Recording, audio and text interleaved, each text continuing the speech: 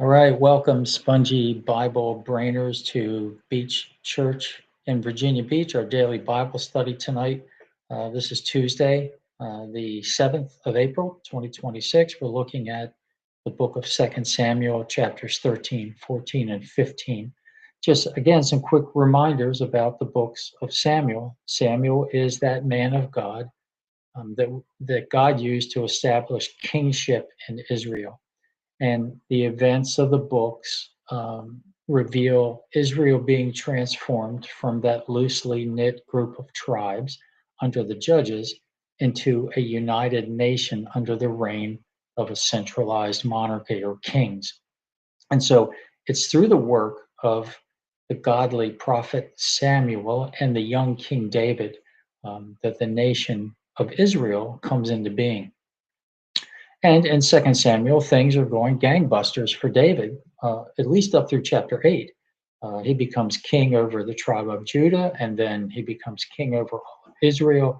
He spends a few years of triumphal reigning, which includes a lot of military victories, a lot of wives, and a lot of children. But in chapter 9 begins his troubles when he commits adultery with Bathsheba and then murder in an attempt to cover it up. And it's pretty much downhill from there for David. And chapter 13 then reports about David's family troubles. It begins with the rape of Tamar by her half brother Amnon. And then his other brother, Absalom, murders Amnon. And then it follows with David's questionable mercy towards Absalom. And then, of course, the beginning of Absalom's rebellion against his father David, eventually forcing David to flee from his throne at the end of chapter 15. So, what can we say about all of this sordid and corrupt family activity for King David? If you were looking for a modern television equivalent, it would be the channel like the Lifetime Movie Network that specializes in true crime stories focused on murder, passion, and betrayal.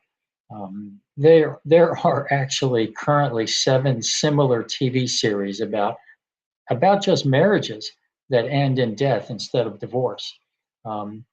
As the comedian Jim Gaffigan once quipped, if you're watching these shows, you would think that all marriages end in murder.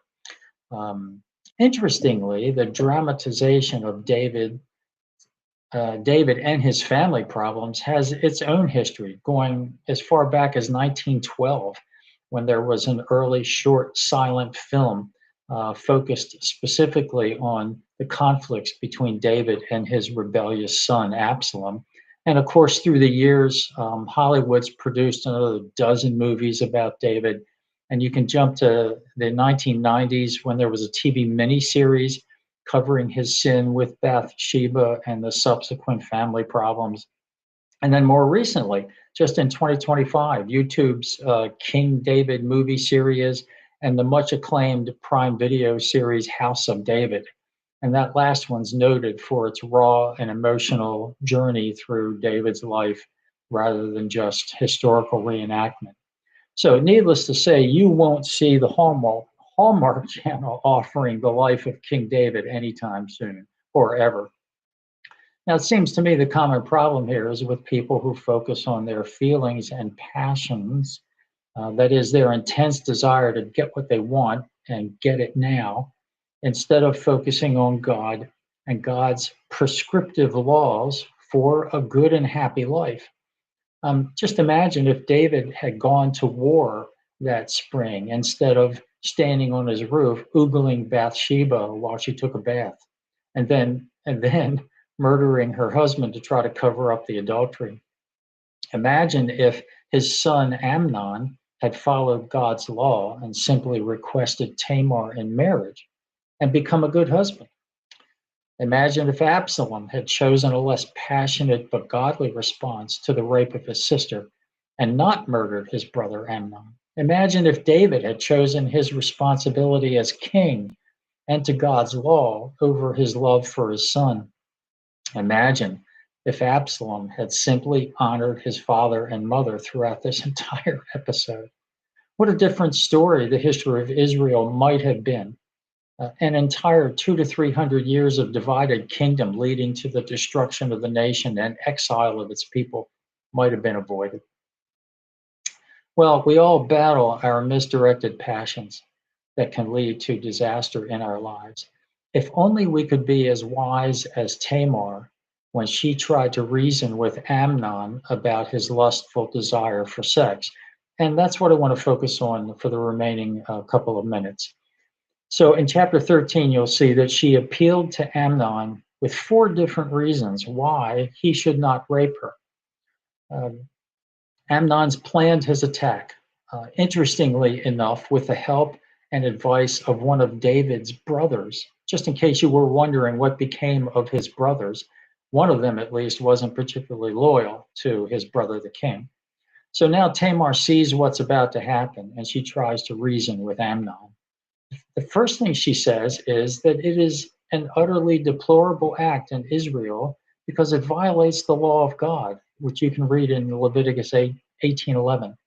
She knew it would bring disharmony and bloodshed to the king's family. So her first concern is being loyal to God and loyal to her family and her concern about the well-being of her family. And then Tamar appeals to what should be Amnon's concern for her, as she would be considered a fornicator and scorned as an object of reproach. And that's sad, even though she was resistant to the crime that was perpetrated against her, she knew she would bear the stigma of one who had been defiled.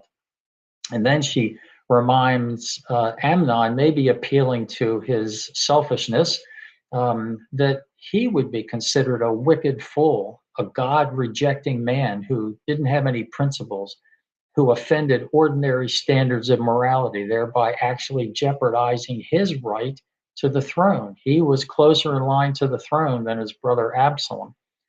And then finally, I think out of desperation, Tamar appeals to Amnon's physical desire, and suggests that he simply ask for her in marriage.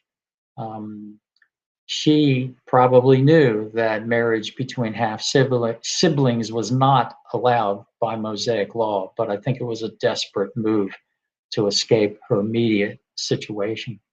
Sadly, she was correct on all accounts. So, what do we see here in this contrast between Tamar, who is the rational, uh, honest, faithful, loyal, law abiding king's daughter, and then Amnon, who is none of those things and only wants his sexual desire satisfied, no matter the consequences.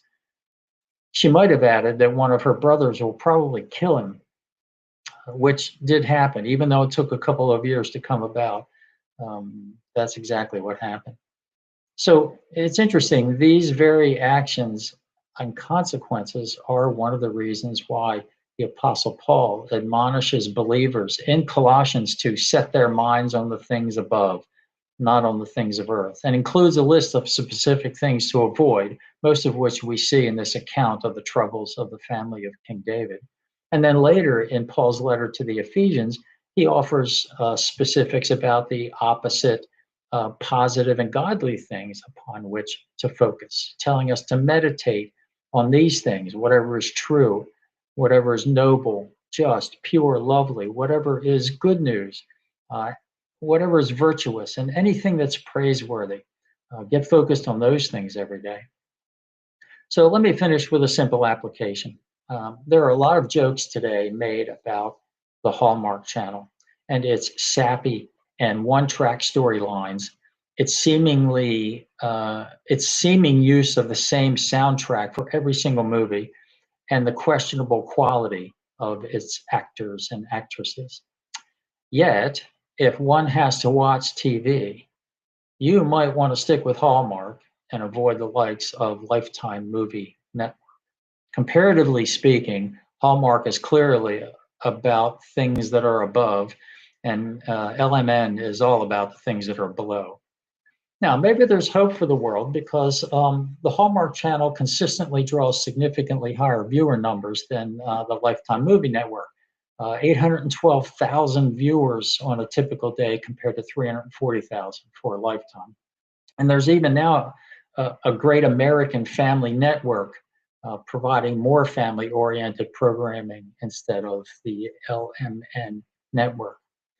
Okay, enough TV Guide article news. Suffice to say, in response to chapters 13 through 15, it might be good to begin the day with a very simple and practical prayer. Oh Lord, help me be about the things that are above today as I move about the earth below.